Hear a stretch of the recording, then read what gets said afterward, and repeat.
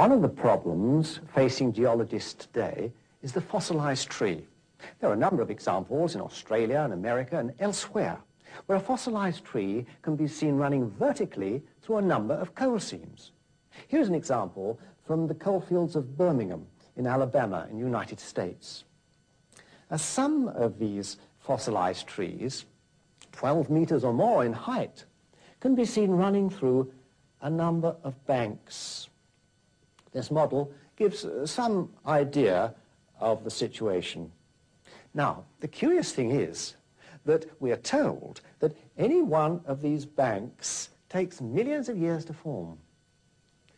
Now, if this was the case, it would take millions of years to bury the tree.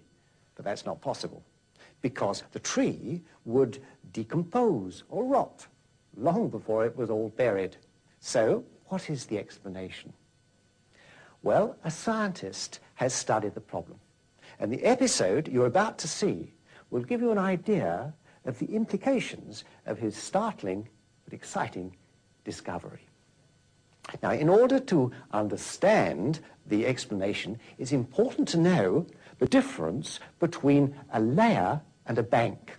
These are banks, these areas colored orange and yellow and bluish. In each bank, you can see a number of strata. What you can't see are the layers. You can't see them because as each layer of sediment arrived, it sorted itself out into the banks that you can see. If you could see them, they would look something like this. After you've seen the film, you will understand why knowing the difference between a bank and a layer is so important.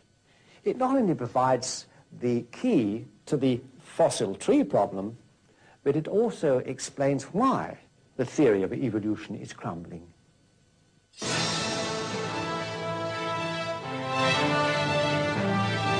And what's so important about those rocks? Well, they're not any old rocks. They are made mostly of tiny grains of sediment. They are called sedimentary rocks and cover 3/4 of all the land on Earth. And what's more, they were formed under the sea. When the sea level dropped and the sediments were exposed to the air, they dried out to become rocks. Look at this cliff face. It's divided into facies, sometimes called banks or deposits. The sandstone deposit has been colored yellow, the deposit of clay blue, and the limestone colored orange.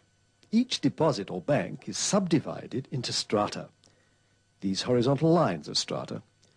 To understand the incredible story that this film has to tell, a closer look at the strata in the deposit is necessary. They follow a pattern. The larger particles collect together in a line at the bottom, then the smaller ones gather on top.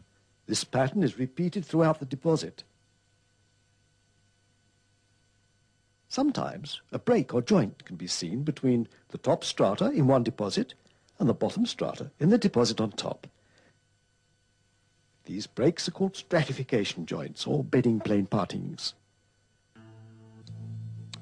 For some time now, there's been a suspicion that these rocks contain a secret, which when discovered will change our ideas on the most important subject of all. How did mankind originate? One of the first sedimentary rock experts was a German. His name was Johannes Walter. Whilst in Italy at the end of the last century, he examined the sediments in the Bay of Naples. He discovered, by boring vertically downwards through the sediments in the bay, that the banks that lay on top of each other were in the same sequence as those that were lying next to each other horizontally. The sequence of banks that could be seen lying side by side as he went from the coast out to the sea was the same as the sequence of banks that lay on top of each other in a downwards direction. He realized that the belief that the bank at the bottom was older than the one on top was wrong. Quite obviously, all the banks, the one at the top, the one underneath, and the one at the bottom were all still forming. They were forming sideways, so that part of the top bank was the same age as part of the bottom bank. It didn't take Walter very long to work out what caused the banks to form sideways. The particles of sediment coming into the sea from rivers, floods, and wind sort themselves according to their size. These larger particles, coloured yellow, stay near to the coast. The less heavy ones, coloured blue, are washed out a little farther. Then the tiny sediments, the orange ones, are carried out by the waves and currents even farther. It can be seen that the layers of new sediment are deposited side by side. The particles of sediment in the layers sort themselves out according to their size into the banks of various types of sediment. This could be a bank of pebbles, this a bank of sandstone, and this one clay. So the banks form sideways. That part of the bank nearest the coast is older than the part of the same bank farther away from the coast. So this part of the bank at the bottom is the same age as this part of the bank at the top. Before Johannes Walter, in 1870, two Russians, Golofkinsky and Inolstrantsiev, had noticed that in ancient ocean basins that had filled up with sediment, the same series of deposits could be seen on the surface side by side and vertically, one underneath the other. The feature of these series of deposits or facies are that they are parallel to the basin slope. Those in the Gulf of Naples, observed by Walter, are not. They are almost horizontal. The reason is that apart from small changes caused by the tides, the series of deposits in the Gulf of Naples and elsewhere result from the sea always being at the same level. The position of deposits of sediments in ocean basins, such as those observed by the two Russian scientists, would seem to be the result of major changes in the level of the ocean. Rising water level is called a transgression. Falling water level is called a regression. When the water rises or transgresses, perhaps as the result of tidal waves, the sediments deposit parallel to the sloping sides of the ocean basin. The larger yellow particles depositing next to the slope. When the water level falls or regresses, the sediments deposit with the smallest particles, coloured orange, next to the slope. Looking at former ocean basins, now filled in with sediments, the position of the deposits or facies indicate that the waters of the past must have risen and fallen time after time in fast succession. As sedimentologists would say, transgressions followed by regressions seem to have occurred in cycles. The different kinds of deposit are again the result of sediment sorting itself out sideways, and not one type of deposit superposing itself upon another. It would appear, therefore, that the origin of sedimentary basins is the result of cycles of fast, rising and falling water levels, or more technically, transgressions and regressions. The position of the deposits is not, therefore, the result of the principles of superposition and continuity, but the application of the law of Johannes Walter. These cycles of rising and falling water levels couldn't have taken place all around the world at the same time. Perhaps they were like large-scale ocean tides, so that where the water level was rising and depositing massive sediments in one place, at the same time sediments were being deposited elsewhere, where the water level was dropping. The reaction of the other rock experts was that Johannes Walter's discovery only explained coastal rocks, and that deep sea sediments were always formed by a layer of sediment forming on top of another, and that the layer on top is always younger than the layer underneath. In this cliff face, probably formed from deep-sea sediments, the strata in the banks at the bottom are believed to be much older than the strata up there in the top. The reason for this is that geologists believe that strata and layers are the same thing.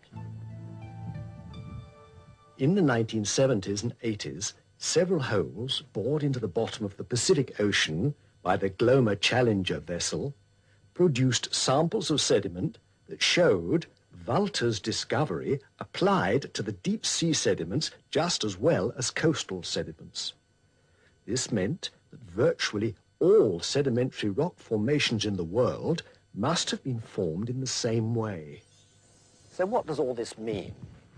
Well, take what is considered to be the biggest, the widest, the deepest, the longest canyon in the world, the Grand Canyon in the United States. The sides of the canyon display banks, one on top of the other, from the bottom of the mile-deep canyon to the top. Each bank is said to indicate an age in geological time. Yet, what we know from Johannes Walter's discovery and the Glomar Challenger deep-sea borings indicates that parts of different banks could be the same age. Nevertheless, there were still those who found this difficult to accept. But two recent events have occurred, however, which should remove all further doubts. In 1980, Mount St. Helens, a volcano in the United States, exploded. It flattened an extensive forest and caused a tidal wave in a large local lake. Within hours, 600 feet of sediment had formed, which dried into rocks complete with strata. As a result of the explosion, huge amounts of mud flowed through the adjacent rocks and bored a canyon over 100 feet deep and 200 feet wide. Now, it has always been believed that strata in rocks and canyons take millions of years to form.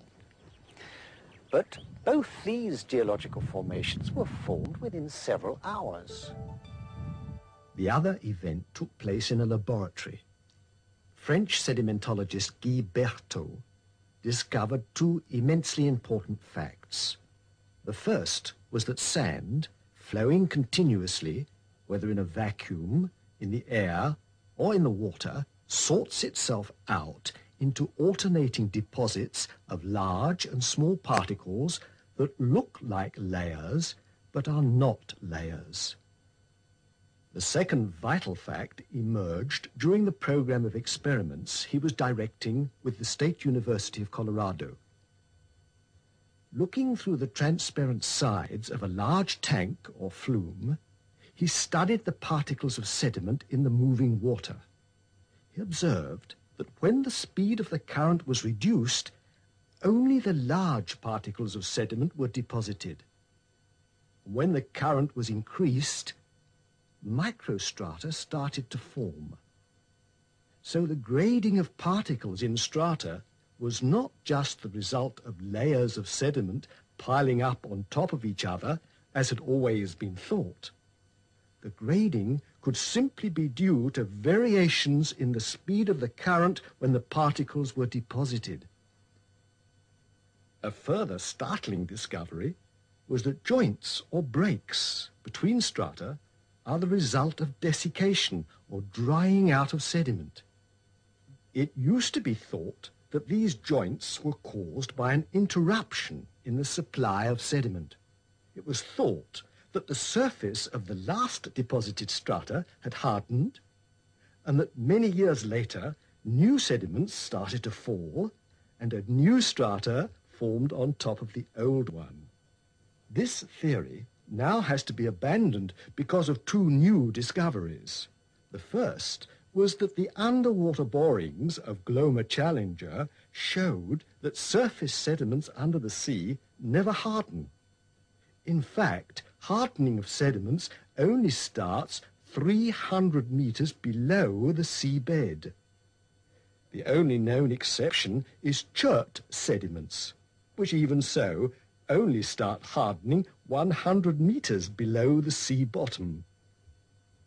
The second discovery was in the laboratory.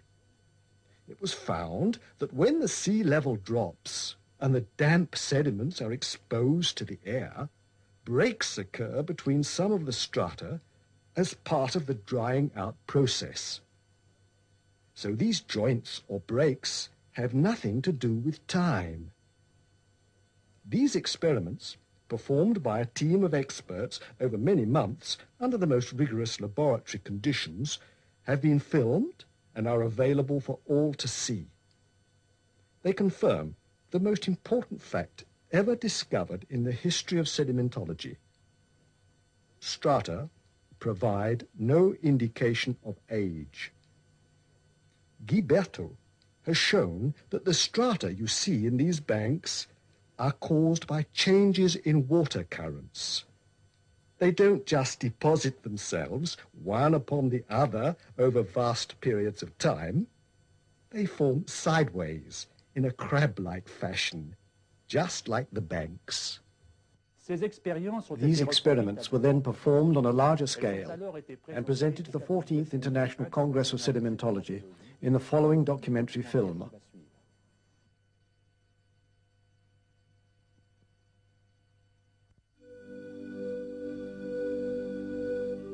Sedimentary rocks are fascinating because they witnessed the past history of the Earth. Their study should unveil mysteries about their formation and the history of living species. The principal features of sedimentary rocks include distinct stratas of relatively homogeneous material. Intermittent settling over very long periods of time figure among possible explanations of stratification. Internally, sedimentary rocks display microscale stratification or lamination of relatively coarse and fine particles. Because sedimentary rocks form from settling of particles underwater, it is instructive to study fundamental sedimentation patterns in the hydraulics laboratory. A mixture resulting from equal weights of coarse sands in black and fine sands in white is tested in the laboratory. Consider the motion of a sphere rolling on a horizontal surface.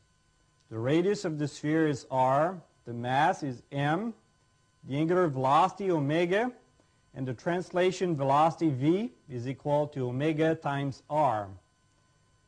The moment of inertia of the sphere is equal to 2/5 of the product of the mass m and the square of the radius. The kinetic energy of the motion is given by the following formula.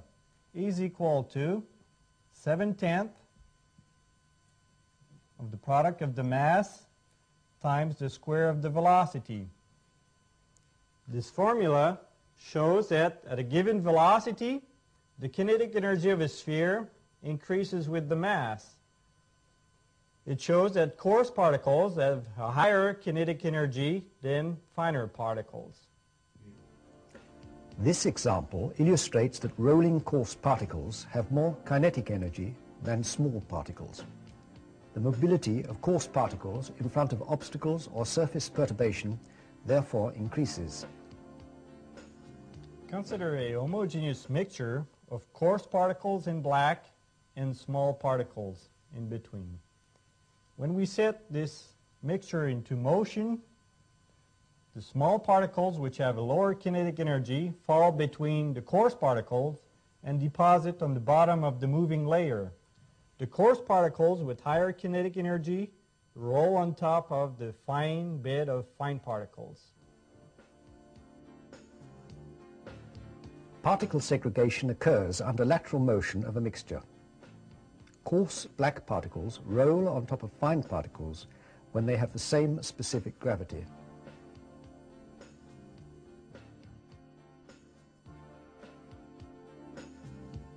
Submerged particles under hydraulic shear stress also display the same particle segregation characteristics. The fundamental question about lamination is the following. Does nature produce repetitive segregation under a continuous supply of sediment? First, the submerged conditions are examined. The turbulent fluid motion surrounding the particles led scientists to believe that lamination was caused by periodic cycles of turbulence. When the same experiment is carried out in the air, the settling cone displays all the features of lamination through repetitive segregation. Moreover, the laminae thickness increases with the feeding rate of the sediment mixture. It should be noted that laminae form in the direction of motion, here at an angle exceeding 30 degrees. Given the absolute vacuum is at minus 29.92 inches of mercury, the hypothesis of turbulence is tested near complete vacuum at minus 22 inches of mercury.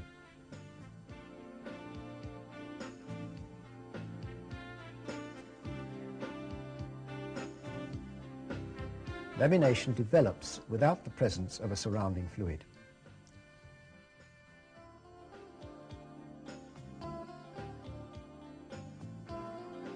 Lamination therefore depends on the mechanical interaction between particles of different sizes, different shapes, and different densities.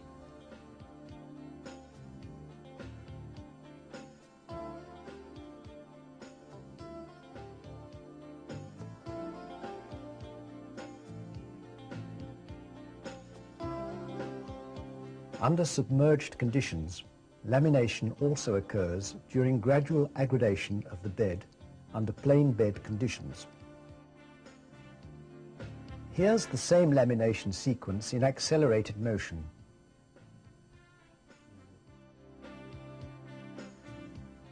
Large-scale experiments on stratification were carried out at the hydraulics laboratory of the Colorado State University Engineering Research Center. For the experiments, a 4-foot wide flume measuring 60 foot long recirculates 1,000 cubic feet of water and 8 tons of a sand mixture. This flume provides a continuous supply of coarse and fine sand particles under steady discharge conditions. Consider a typical delta sketched on the board. At the initial time T1, the delta is comprised of 3 parts: the top set, the foreset, and the bottom set slope at initial time T1.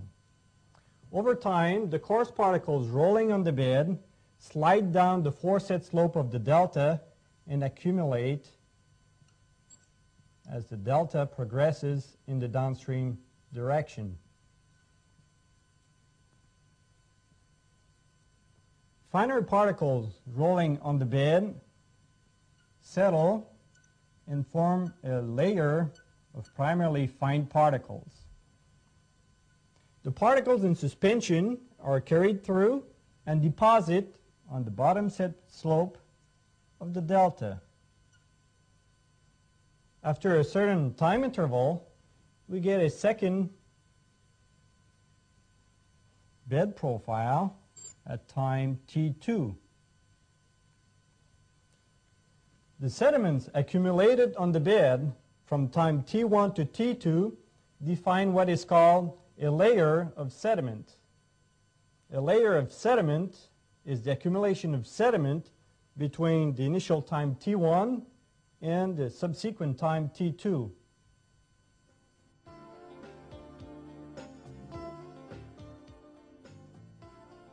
This typical delta gradually progresses in the downstream direction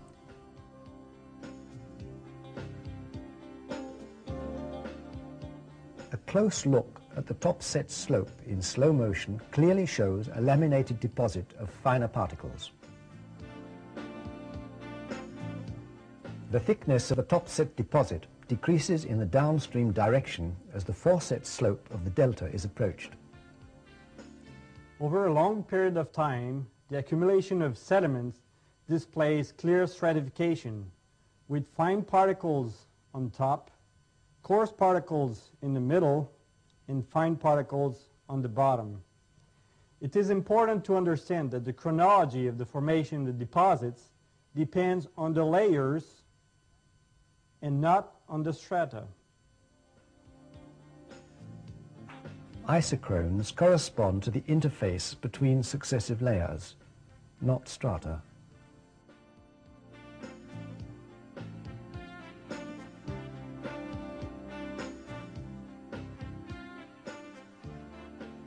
The thickness of strata is determined by the changes in sediment transport that occur in non-uniform flow.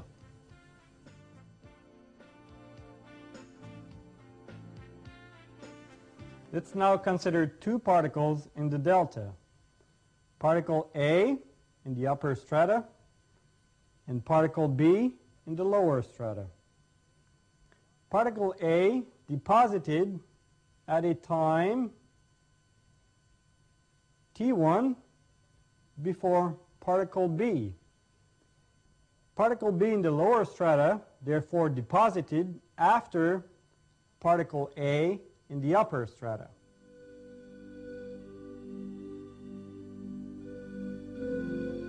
Increasing the flow depth while keeping the discharge and the supply of sediment unchanged results in more complex sedimentary features. Substantial deposits accumulate with features including deltas, dunes, and ripples at various stages of development.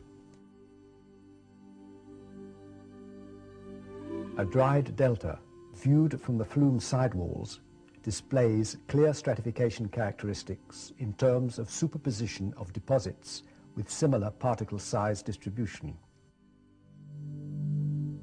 A cross-section is cut through the delta to examine the primary features of deposits of sediment mixtures carried out under steady flow and a continuous sediment supply. The cross-section displays a clear superposition of strata of fine particles in white and coarse particles in black with clear lamination. Looking at the cross-section of superposed strata, it is tempting to conclude that the strata correspond to successive sedimentary layers, that they result from discontinuous sedimentary periods, that each strata is younger than the one underneath it and older than the one above it, and that all points of the same strata have the same age. The stratification experiment invalidates these hypotheses because these strata are not identical to successive layers. Moreover, clear stratification is observed under a continuous supply of heterogeneous sand particles. Why is this important? Well, quite simply, because strata have been used to date sedimentary rocks and the fossils in them for over 100 years. And now, for the first time ever, there is experimental proof to show how strata form. And it is quite obvious that strata cannot be used to date either fossils or rocks. In fact, the fossils in the bottom strata could be younger than the fossils in the top strata. Here you see some sea creatures which live at different ecological levels. A heavy influx of sediment arrives and they all get buried. Eventually, if no air gets to them, they could turn into fossils. Obviously, those buried in the top strata are the same age as those in the bottom strata, as they were buried in the same layer of sediment. Then another heavy layer of sediment arrives, and more sea creatures are trapped. But what is more important is the ones at the top of the previous layer were buried before the one in the bottom of the last layer. So the one at the top here is older than the one at the bottom. Let the director of the research program explain.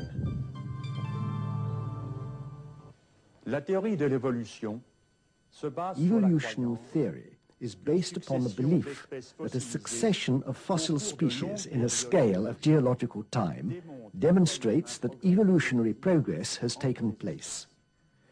As we have seen, however, and as we have shown in the laboratory, layers of incoming sediment have been wrongly identified as being strata. The scale of geological time and the chronological succession of fossils have been calculated on this mistaken belief that strata are successive layers of sediment. A single layer of sediment can sort itself out into parts of many strata. So the position of fossils in the rock strata could simply indicate the ecological zones of marine species. Stratigraphy, as interpreted by observable facts and experimental data, challenges the geological timescale and therefore evolution theory. Now, the curious thing is that the school textbooks and the reference books in natural history continue to say that evolution is an established fact.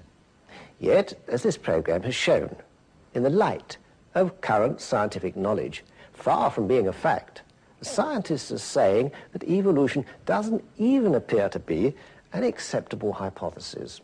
The idea of gradual evolution of man from such creatures as Australopithecine apes is totally without foundation and should be firmly rejected. So the statement that man is a recent creature coming from some primitive form cannot be supported by genetic data at all.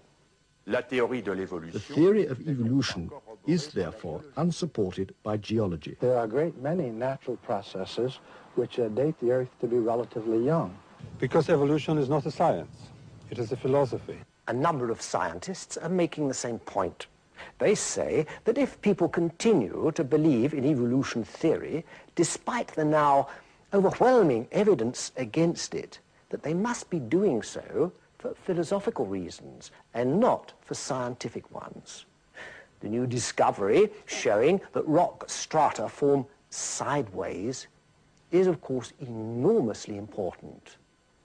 Fossil species, for instance, can no longer be arranged into evolutionary trees. It also explains why the fossil links between the different kinds of animals and the different kinds of plants have never been found. The scientists presented in this program are just a sample of several thousand who have reached the same conclusion, that evolution theory is really a fairy tale for grown-ups.